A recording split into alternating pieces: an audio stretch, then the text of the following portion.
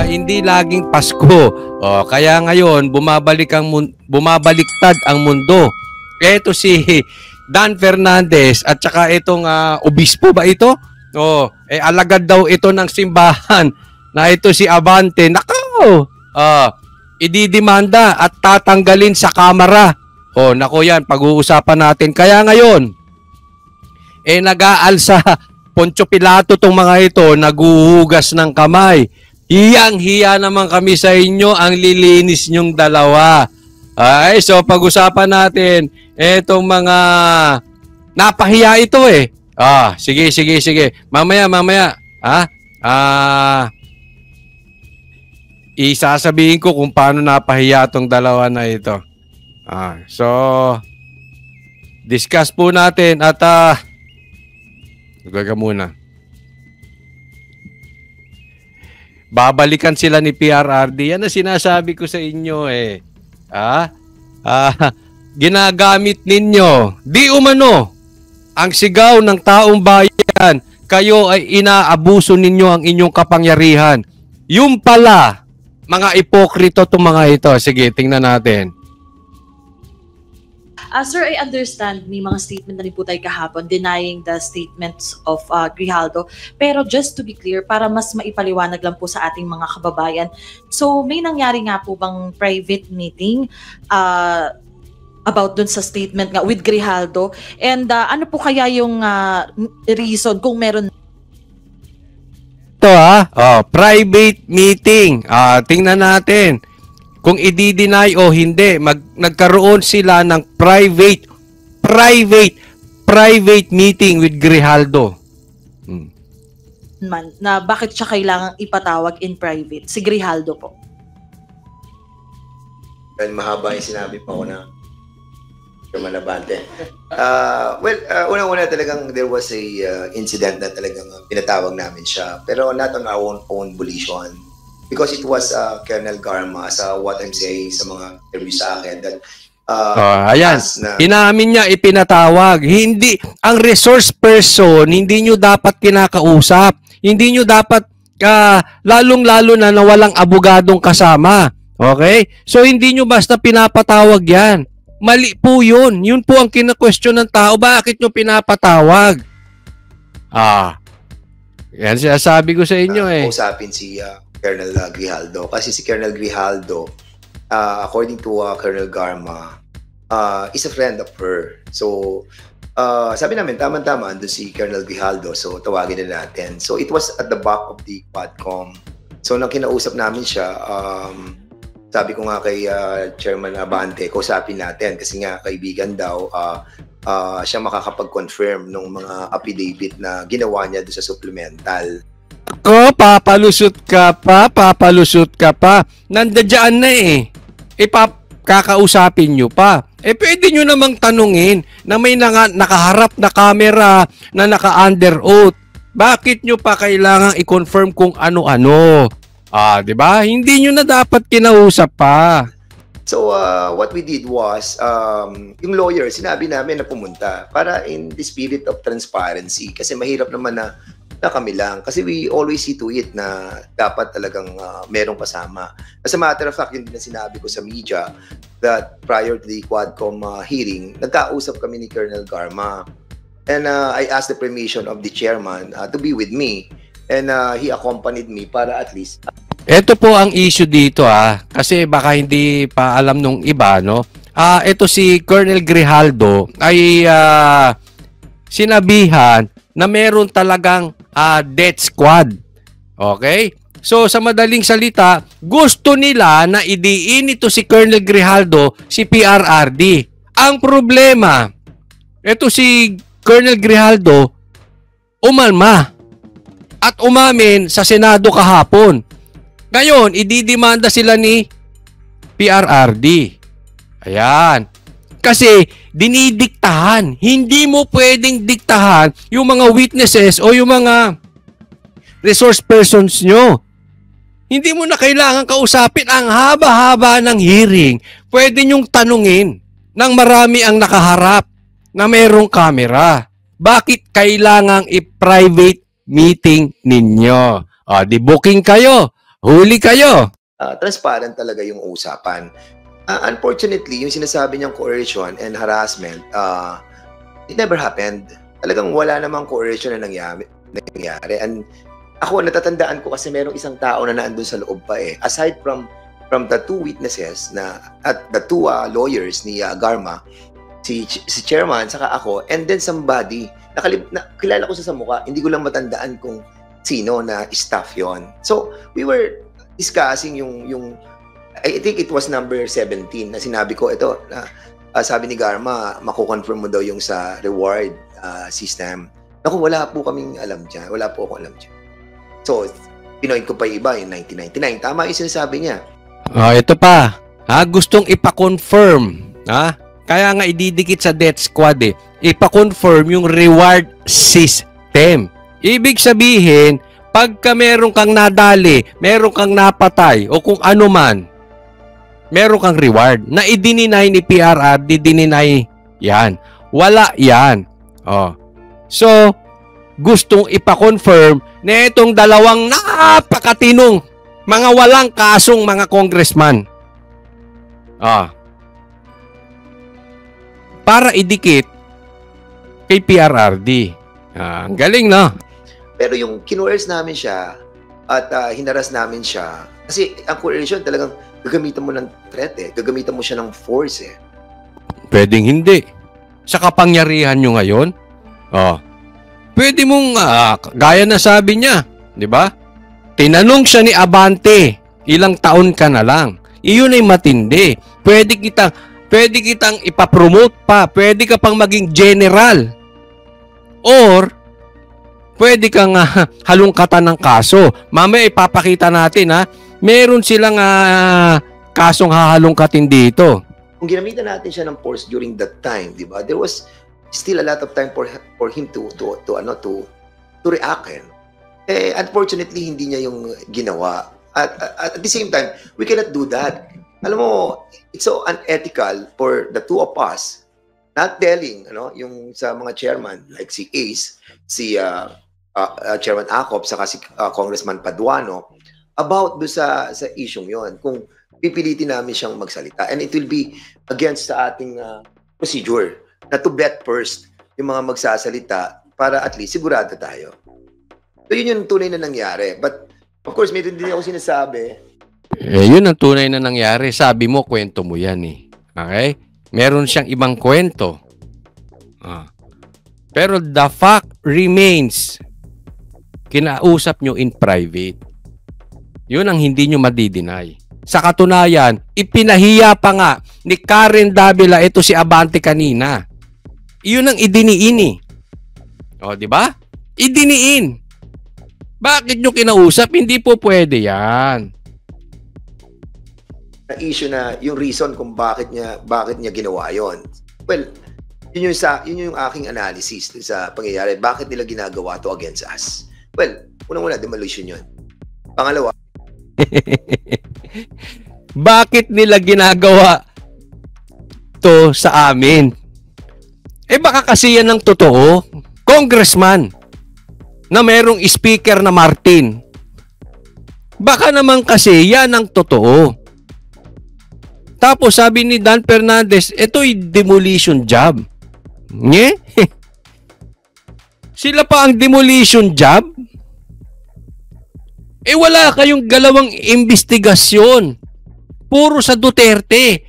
Kay Pastor Kibuloy, kay BP Sara, kay PRRD. And now, here you are, of all people, talking about demolition job. Look who's talking. Hindi po sa pinagbibintangan ko kayo. Pero yung senaryong nangyayari ngayon, puro Duterte eh. Let's talk about confidential funds. Gusto nyong buksan yung kay kay BP Sara. Si Marcos, may confidential funds. Kung bubuksan nyo yung kay BP Sara, kaya nyo rin bang buksan at imbestigahan yung kay Marcos? A real talk tayo. Ano kaya ang ginawa sa inyo ni Martin? Kung pinatawag nyo rin si BBM, Kung binuksan ninyo at iniimbestigahan din nyo at sinabi nyong iimbestigahan nyo si Marcos, real talk lang po, ano kaya ang gagawin sa inyo ni Martin? Hindi na nga tayo umabot doon eh. Ang tanong, kaya nyo bang gawin yon? In the spirit of fairness and equality, gusto nyo bulat-latin, ipaliwanag ni BP Sara yung confidential funds. Yung kay Marcos ba kaya nyong ipaliwanag? Or even, mag-try man lang kayong imbestigahan ang confidential funds ni BBM, ni Marcos Jr. Kaya nyo? Oh. Now, here you are talking about demolition job. Eh, wala na kayong inatake kung hindi yung mga lahat about Duterte. Yung totoo lang. Di ba kahit tanungin ko yung mga manunood dito, nagsisinungaling ba ako? Oh, anong obserbasyon nyo? Kung may demolition job, the demolition job is to demolish the Dutertes, hindi po kayo. Kayo yung nakaupo, kayo ang dikit kay Martin, kayo pa may demolition job. Wow, hiyang-hiya ako sa inyo. Wow. Wow. It's an attack against me and against you, and most likely they really wanted to discredit the whole of the Quadcom. Alam mo talaga, sa totoo lang, discredited na ang Quadcom. Di ba? Ito, it shows na yung mga nilalabas na mga patungkol dito sa mga pinagsasabi about Pastor Kibuloy, kay BP Sara, kay Duterte, hindi natin alam kung pinagkakausap nyo rin eh. Oh. Wag na tayo magbintangan kung diniktahan nyo o hinaras ninyo or what. Yung the fact na pinagkakausap nyo in private, hindi na natin alam kung ano na eh. Di ba? And it's quite unfair, no, to all of the members of the Quadcom, especially the chairman. You know, what happened nang invite namin with our own volition na to talk to Colonel Grijaldo because it was asked by Colonel Garma. And sa amin, yun ang nakita kong hiniling daw ni Garma. You should know better than that. Kayo ang mambabatas eh. Kahit abogado ka man or hindi ka abogado, you have no excuse. Ignorance of the law excuses no one. O, di ba? So, lalong-lalo na yung mambabatas. Alam mo, dapat hindi nyo na kinausap eh. Naging repercussion ng ginawa namin. But of course, in every betting that we are doing, we always see to it that there are people around. Opo, sorry, follow up lang. Yun ang hindi natin alam. Okay? So, hindi diba? Sir, dun sa sinabi nga yung nakikita nyo itong ay demolition. Ano rin po yung masasabi nyo na paulit-ulit sinabi ni former President Duterte na subornation of perjury at sabi nga niya maghahain pa siya ng kaso against about this against you po, sir. Ano pong masasabi niyo ron at bakit po ba nung meeting wala ring abogado mismo kasi ang nasabi niyo po ang may abogado si Garma, but po walang abogado si Grijaldo? Kasi betting process pa lamang yun eh. Alam mo sa Kongreso, inakausap muna namin. Nako, mali ka doon. Dapat, inantay nyo yung abogado bago nyo kinausap. Mambabatas kayo eh. Lulusot kung lulusot eh. Ang tanong, kasi siyempre tandaan natin. Ito nga si Abante napahiya kay Karen Davila eh. Okay? Ito siyempre, iba ngayon. This is controlled environment ang tawag natin dyan. Okay? Controlled interview man to or hindi. Controlled environment yan. Hindi ka maiko-cross-examine dyan ng dire-diretso. Pero iba yung pag sinampahan ka na ng kaso. Yung abogado na ng kabila ang tatanungin ka. Di ba?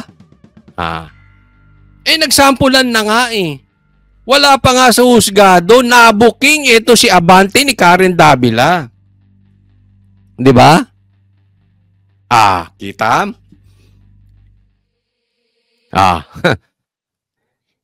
Ngayon, hugas kamay kayo. Iba, pag sinampahan kayo ng kaso, tingnan natin yung galing ninyo. Magtatanong sa mga resource persons, mga iniimbitahan nyo dyan sa House of Representatives, dyan sa Kamara, House of Representatives. Yang inquiry nyo dyan.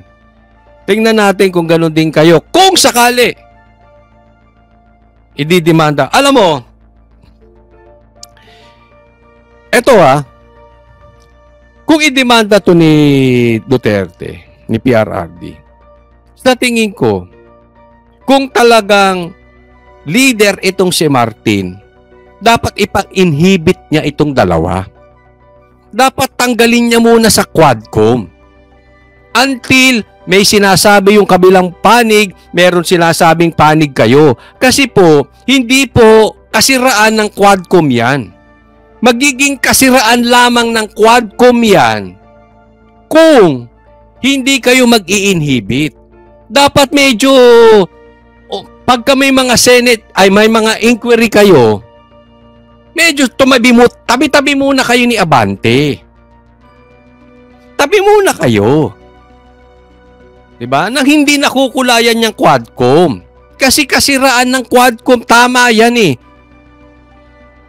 Diba? Para magkaroon ng free flow na investigasyon. Kung si Martin ay totoong hamon, ay totoong leader, yan po ang hamon natin kay Martin.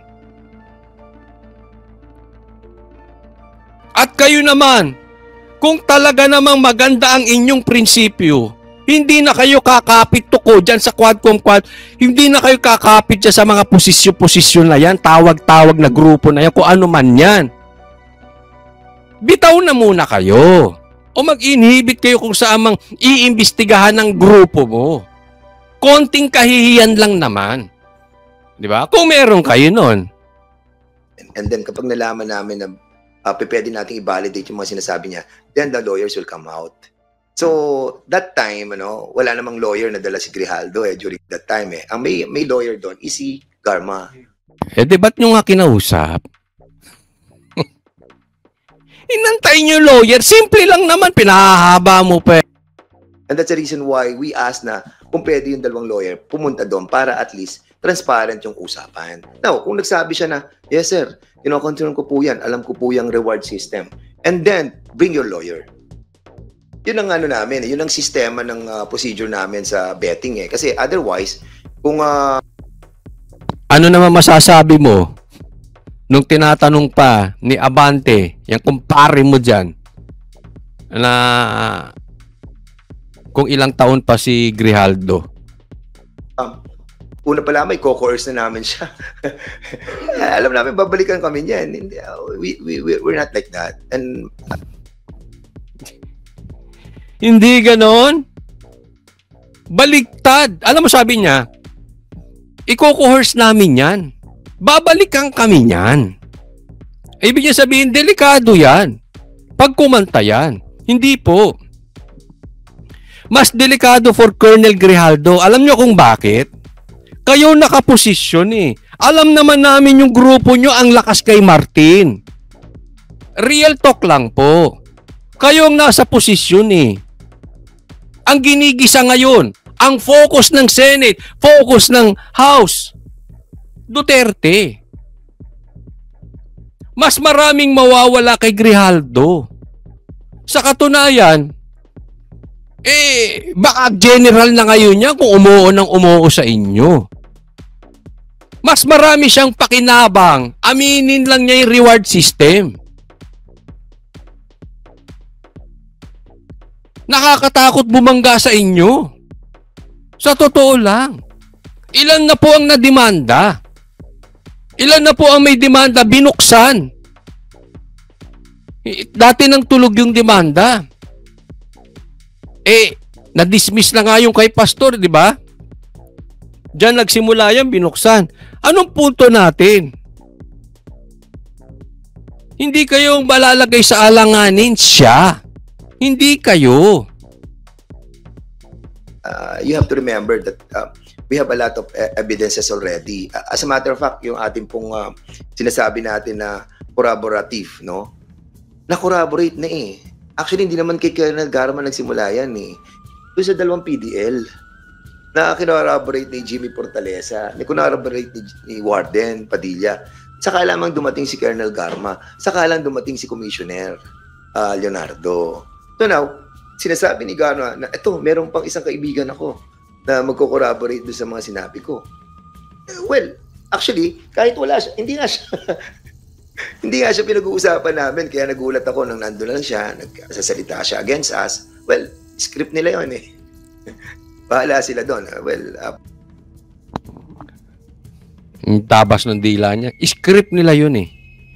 Ngayon, tanungin natin ang taong bayan. May script ka eh. May script sila. May sinasabi ka, may sinasabi sila.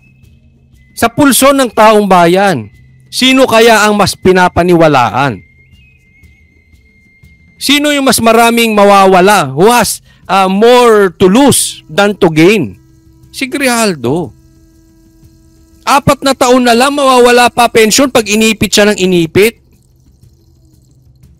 panindigan niya kung ano magiging repercussion sa kanya dahil nga we will not take that sitting down. Of course, yung kanyang affidavit na kinores, hinaras, and under oath siya, mabigat yun. And now we will do something. And this will be collective. I mean, not me, not... Kita mo, huli sa bunganga mo. Huli sa bunganga mo. We will not take this sitting down. Oh. 'Di ba? So obviously, yung mama hindi mag-iimbento ng gagawin na alam niya ang babanggain niya ay yung kamera ni Martin. Naiintindihan niyo ba yung sinasabi ko? Madaling magsinungaling kung kakampi mo ang mga nakaupo. Kung kakampi mo ang mga powerful, ang may hawak ng mikropono sa Senate o sa House, ang may hawak ng hearing at inquiry. 'Di ba? Don't you think alam niya 'yan? Pero for the sake of truth, para sa katotohanan, tinaya niya yan kaysa naman magsisinungaling siya. Di ba? Sino ang mas maraming mawawala? Sinong talo dito? I'm sure. Ha? Kung may kaso gusto si Grijaldo, bubulat-latin. Kung wala, kakasuhan. Pustahan tayo. Pustahan tayo. Ha? Pustahan tayo sa mga manunood. Eh kayo na lang. Ano? Kayo mag-decide. Sino ang nagsasabi ng totoo? But definitely, may sinungaling dito. Sino ang sinungaling? Si Grijaldo o si Dan Fernandez at saka si Abante. But definitely, may loko-loko dyan. Kasi magkaiba sila ng sinasabi. Hindi pwedeng pareha silang tama. May sinungaling dyan. Hindi para sa akin maghusga. Kayo po mga manunood, ano sa tingin ninyo? At pag sinampahan ng kaso ito, ang maghuhusga po ang Korte Suprema. Ang Korte po. Ang hukom. Pero, ang dapat ipaliwanag, ba't nyo kinausap in private? Secondly, habang may ganitong issue, kung kayo ay may delikadesa, mag-inhibit muna kayo. At kung si Tamba ay meron ding delikadesa, sabihan mo yung tao mo, mag-inhibit muna.